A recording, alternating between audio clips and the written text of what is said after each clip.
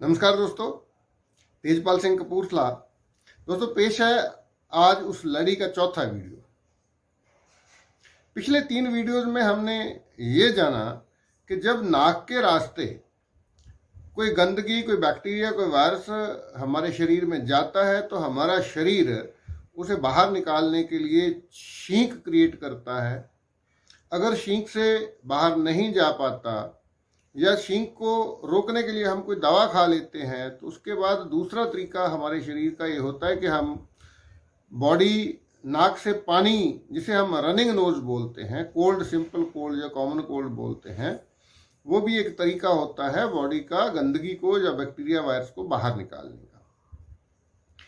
और उसके बाद हम उसे भी डिस्टर्ब करते हैं, दवा खाते हैं, तो उसके बाद चेस्ट कोल्ड होता है, खांसी होती है, बलगम होता है, उसके लिए भी हम दवाएं खाते हैं। तो जाके आगे जो उसके नतीजा होता है वो होता है अस्थमा या फेफड़ों की कोई और बीमारी।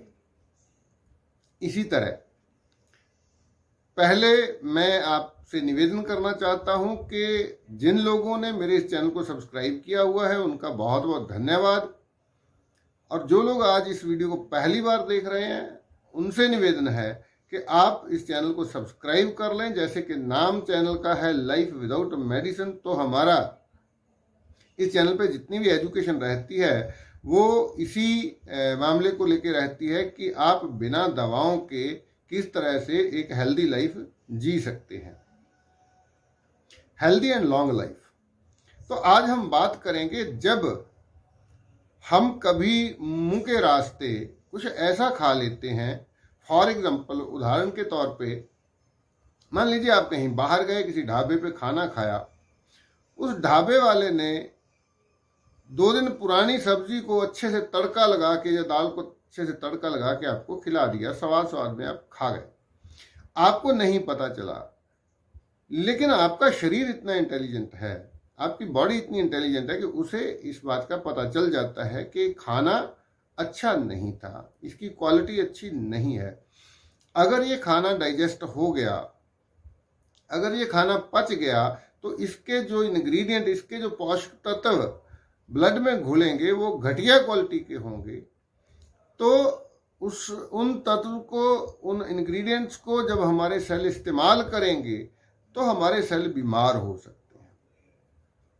तो जैसे ही ब्रेन को पता चलता है कि आपने कुछ ऐसा खाया है जो हमारी शरीर के लिए अच्छा नहीं है, तो तुरंत हमारा शरीर उस खाने को बाहर निकालने का डिसाइड करता है, जिसे हम बोलते हैं वॉमिटिंग, उल्टी होना।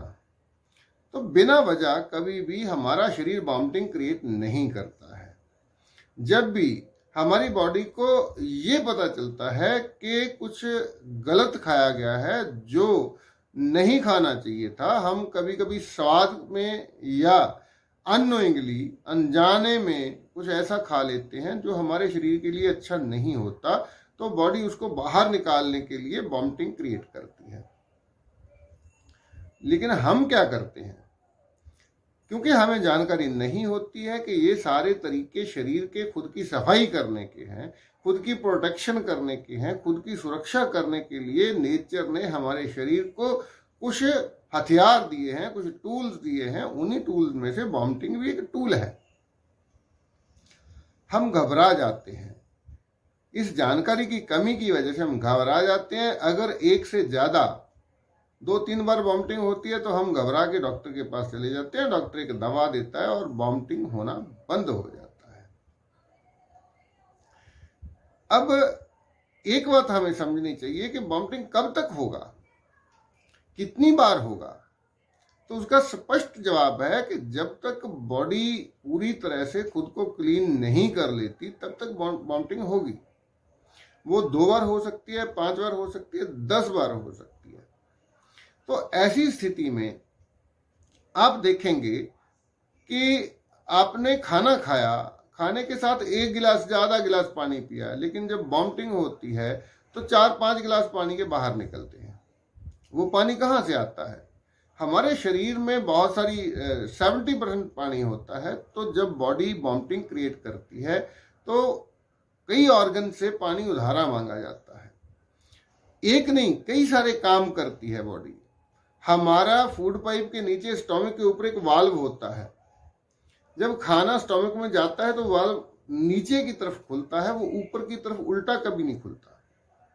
इसीलिए अगर आप पेट भर के खाना खाने के बाद सर के बल खड़े हो जाएं, उल्टा खड़ा हो जाएं, तो भी खाना वापस मुंह में नहीं आएगा, क्योंकि वहां एक वाल्व होता है जो उल्टा नहीं खुलता है। लेकिन जब बॉडी ये डिसाइड करती है कि अब इस खाना जो गलत खाया गया इसको बाहर निकालना है, वॉमिटिंग क्रिएट करनी है, तो बॉडी उस वाल्व को उल्टा खोलती है।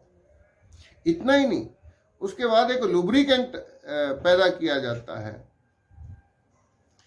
वो लुब्रिकेंट इसलिए पैदा किया कि चिपचिपा सा लिक्विड पैदा किया जाता है, ताकि जब खाना फोर्स से बाहर निकलेगा, पूरे जोर से जब खाना बाहर निकलेगा, तो फूड पाइप को किसी तरह का कोई नुकसान ना हो।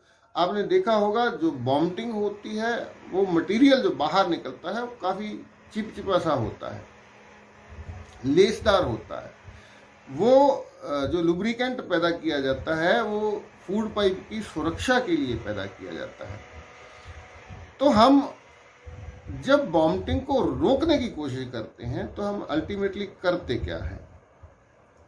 आप देखिए, अगर आप किसी व्यक्ति को ये बोल लें, बहुत गंदी सी बात बोलने जा रहा हूं मैं, अगर आप किसी व्यक्ति को बोल लें कि ये जो वॉमिटिंग अभी अभी की है इसको दोबारा खाओ, तो कोई भी, दुनिया का कोई भी व्यक्ति उस वॉमिटिंग को दोबारा खा नहीं सकता। तो वॉमिटिंग को रोकना और वॉमिटिंग को करके दोबारा खाना एक ही बराबर है।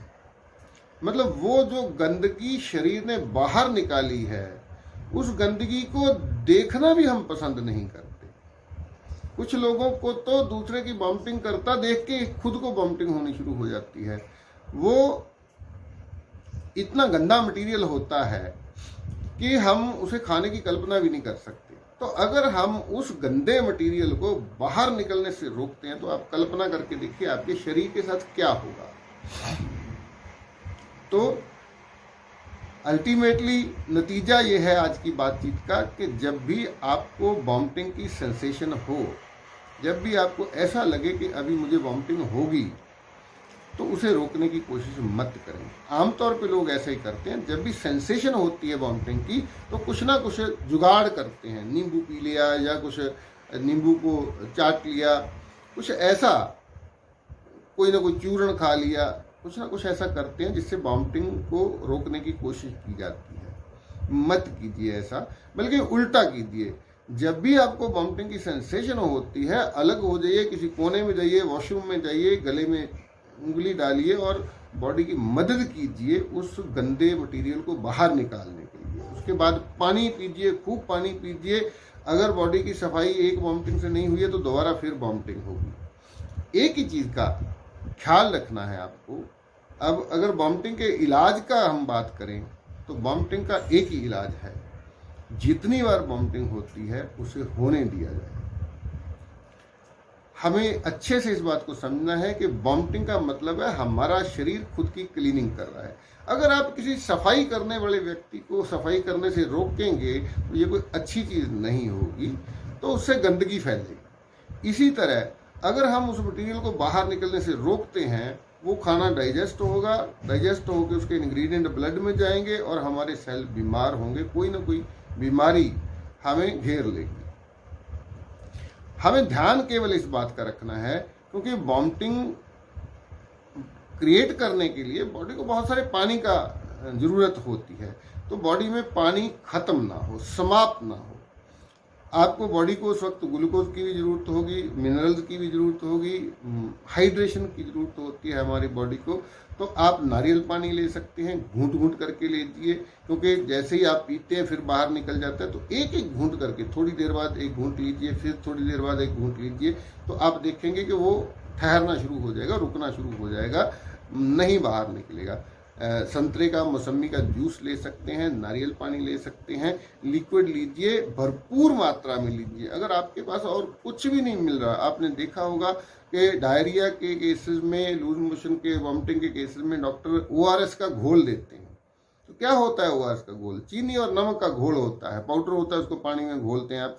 तो आप पानी में गुड़ और थोड़ा सा सेंधा नमक घोल के बार बार पीते रहेंगे तो आपकी बॉडी में डिहाइड्रेशन नहीं होगी। वॉमिटिंग से किसी की मौत नहीं हो सकती है। वॉमिटिंग जब क्रिएट करती है बॉडी तो इस बात का ध्यान रखती है कि नुकसान ना हो, लेकिन आपको शरीर की मदद करनी होगी, पानी की कमी शरीर में नहीं आने देनी है। बस इतना ही इलाज है। अगर आपके घर में किसी को वॉमिटिंग हो रही है तो उसको थोड़ा हौसला दीजिए, हिम्मत दीजिए, उसको समझाइए कि आपका शरीर आपकी क्लीनिंग कर रहा है, खुश होइए कि हमारी बॉडी अपना काम अच्छे से कर रही है। अब कल्पना करके देखिए, आपने कुछ गलत सलत खाया, बॉडी काम पूरा नहीं करे, अपनी वो ड्यूटी पूरी नहीं करेगी, वॉमिटिंग नहीं क्रिएट करेगी, तो आप गंभीर रूप में बीमार हो सकते हैं। तो आज की वीडियो में बस इतना ही। बहुत जल्द, कल या एक दिन छोड़ के हम अगली वीडियो लेके आएंगे। आप जुड़े रहिए, सब्सक्राइब कर लीजिए। अगर आपको ये लग रहा है कि इस जानकारी से आपको लाभ हो रहा है तो इस लाभ को अपने तक सीमित मत रखिए, दूसरे लोगों से शेयर कीजिए, अधिक से अधिक लोगों तक इस बात को पहुंचाइए, ताकि हम इन छोटी छोटी चीज़ों के लिए दवा खा के जो अपने शरीर का नुकसान करते हैं, पैसे का भी नुकसान करते हैं, वो नुकसान हम न करें और हमारा शरीर लंबे समय तक तंदुरुस्त रह पाए, बिना दवाओं के, बिना डॉक्टर की मदद के। आप सबका शुक्रिया, मेहरबानी।